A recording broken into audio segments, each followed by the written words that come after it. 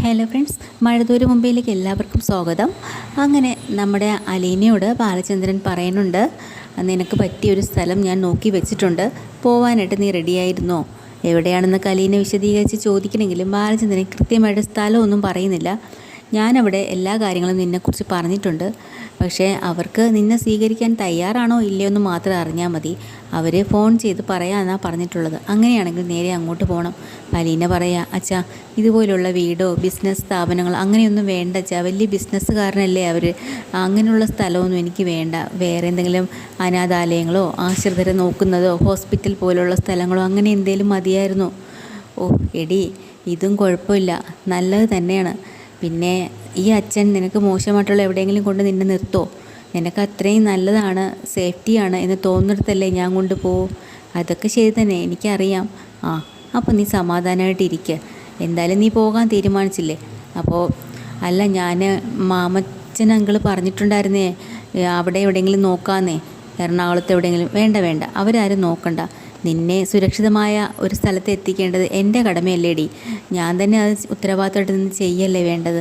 അതുകൊണ്ട് ഞാൻ തന്നെ ചെയ്തോളാം. എന്തായാലും നീ പോകുന്ന സ്ഥലം ഒന്നുകൊണ്ടും പേടിക്കണ്ട, ലോകത്തിലെ ഏറ്റവും സേഫായിട്ടുള്ളൊരു സ്ഥലം തന്നെയാണത്, നീ പേടിക്കണ്ടെന്ന് പറയാട്ടോ. അതും കേട്ടോണ്ട് അലീന താഴെ വരുവാട്ടോ. അവിടെ ബബിതയും രോഹിത്തും കൃഷ്ണമോളും ഒക്കെ ഉണ്ട് എന്തായെന്നറിയാനായിട്ട്.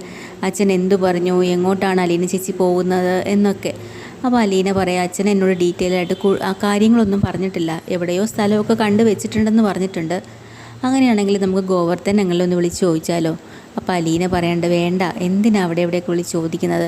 അച്ഛൻ പറയാതെ ഒറ്റ കാര്യം ഗോവർദ്ധൻ ഞങ്ങൾ നമ്മളോട് പറയാറില്ല, പറയേയില്ല. അപ്പോൾ പിന്നെ എന്തിനാ വിളിച്ച് ചോദിക്കണേ? അതുകൊണ്ട് തൽക്കാലം അച്ഛൻ എനിക്ക് ദോഷം വരുന്ന ഒന്നും ചെയ്യില്ലല്ലോ, അങ്ങനെ വിശ്വസിക്കാം. അപ്പോൾ ബബിതയ്ക്ക് ദേഷ്യം വരിക കേട്ടോ. മര്യാദയ്ക്ക് ഇവിടെ നിന്നുകൂടായിരുന്നോ? പോണമെന്ന് പറഞ്ഞാൽ പിന്നെ എവിടെയെങ്കിലും പോട്ടെ, അല്ലാതെ ഇപ്പോൾ എന്ത് ചെയ്യാനാ? അന്വേഷിക്കാൻ വേണ്ട, ഒന്നും വേണ്ടാന്ന് പറഞ്ഞ് ബബിത കയറി പോകട്ടോ, സങ്കടം കൊണ്ടാണ്.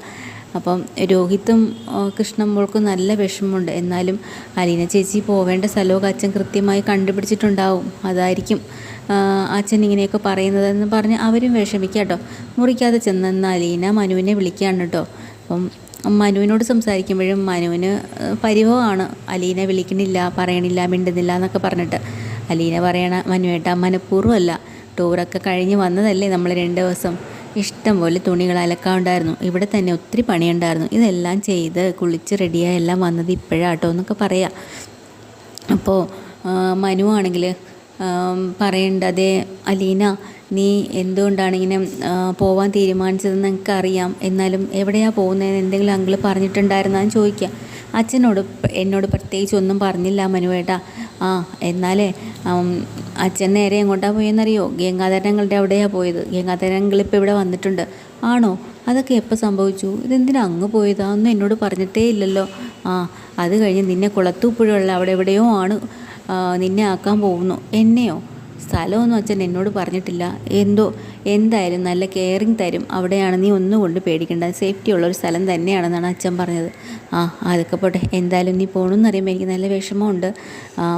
എന്തായാലും ഞാൻ പറഞ്ഞ കാര്യങ്ങളൊക്കെ നിൻ്റെ മനസ്സിൽ തന്നെ ഇരുന്നോട്ടെ, ഇനിയിപ്പോൾ ചോദിക്കാനൊന്നും പോകണ്ട, അച്ഛൻ പറയുന്നെങ്കിൽ മാത്രം നീ കേട്ടാൽ മതി എന്നൊക്കെ മനുവും പറയാം കേട്ടോ. അപ്പോൾ അതൊക്കെ കഴിഞ്ഞ് മനു നേരെ മുറിയിലേക്ക് ചെല്ലുമ്പോൾ അവിടെ ശിവനും ഗംഗാധരനൊക്കെ ഉണ്ട്. അവർ ചോദിക്കുന്നുണ്ട്, നീ ബാലചന്ദ്രനെ വിളിച്ചോ, കാര്യങ്ങൾ അറിഞ്ഞോന്ന്.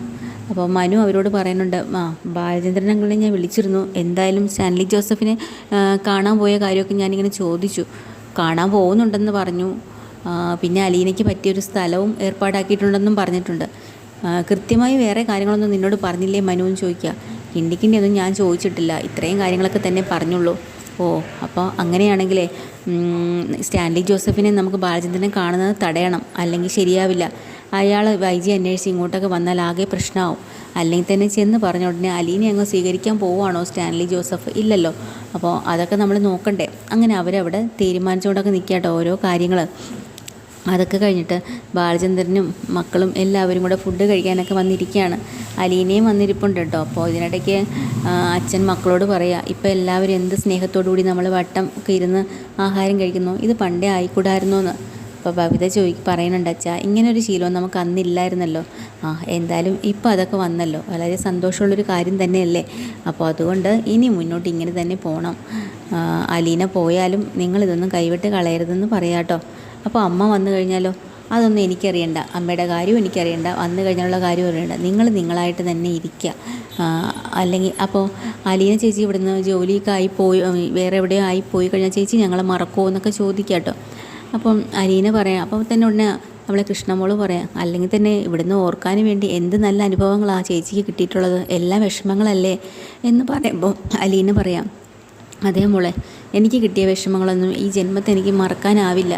അതൊരു വേദനയായിട്ട് തന്നെ ഇരിക്കും. പക്ഷേ ആ വേദനയ്ക്ക് മുകളിലെ മുറിവ് പുരട്ടിത്തരുമ്പോഴുള്ള സുഖമുണ്ടല്ലോ, അതൊരു വല്ലാത്ത സുഖമാണ്. അതുകൊണ്ട് അതായിരിക്കും നമ്മൾ എപ്പോഴും ഓർക്കുക, മറ്റത് അധികം ഓർക്കില്ല. അപ്പോൾ ബാലചന്ദ്രൻ പറയണ്ട, അതാണ് മോളെ ശരി, നീ പറഞ്ഞത് തന്നെയാണ് ശരി.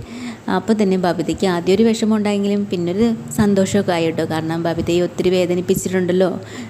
അപ്പോൾ ഇതെല്ലാം കഴിഞ്ഞിട്ട് നമ്മൾ ബബിത രാവിലെ തന്നെ കോളേജിൽ പോകാൻ വേണ്ടിയിട്ട് ഇറങ്ങാം കേട്ടോ. പോകുമ്പോൾ തന്നെ അലീന പറഞ്ഞോട്ടോ, നീ സൂക്ഷിച്ച് പോകണം, വണ്ടിയിലൊക്കെ അല്ലേ പോകുന്നത്. അതൊക്കെ ഞാൻ പൊക്കോളാം എന്ന് പറഞ്ഞ് അലീനയ്ക്കൊരു ഉമ്മ കൊടുത്തിട്ടാണ് പോകുന്നത് കേട്ടോ. ആ സമയത്താണ് കൊല്ലപ്പള്ളിയിൽ നിന്ന് എല്ലാവരും വന്നിട്ടുണ്ട്. മനുവും ഗംഗാധരനും ബാലചന്ദ്രനെ കാണാൻ വേണ്ടി വരും കേട്ടോ. ശിവനും എല്ലാവരും കൂടെ സ്റ്റാൻലിയെ കാണാൻ പോകാൻ പാടില്ല എന്നുള്ളത് സംസാരിക്കാൻ വേണ്ടിയിട്ടാണ് ഇവരെല്ലാവരും കൂടി ഇങ്ങോട്ട് വരുന്നത്. അപ്പോൾ തന്നെ ബബിത ഇവരോട് എനിക്ക് സംസാരിച്ച് നിൽക്കാൻ സമയമൊന്നുമില്ല, എനിക്ക് കോളേജിൽ പോകാൻ സമയമായെന്ന് പറഞ്ഞ് പോവാ കേട്ടോ. കയറി വന്നോടനെ അലീനയെ കാണുകയാണ്. അപ്പോൾ ഗംഗാധരൻ്റെ അടുത്ത് വലിയ കാര്യമാണല്ലോ അലീനയോട്, അങ്ങളെ സുഖമാണെന്ന് ചോദിക്കുന്നുണ്ട്, തിരിച്ചും ചോദിക്കുക കേട്ടോ. അങ്ങനെ ഇതൊക്കെ തന്നെയാണ് കേട്ടോ ഇന്നത്തെ എപ്പിസോഡിൽ. ഡീറ്റെയിൽഡ് എപ്പിസോഡുമായിട്ട് വീണ്ടും വരാം. ചാനൽ ഇഷ്ടമായ ലൈക്ക് ചെയ്യുക, സബ്സ്ക്രൈബ് ചെയ്യുക. Thank you.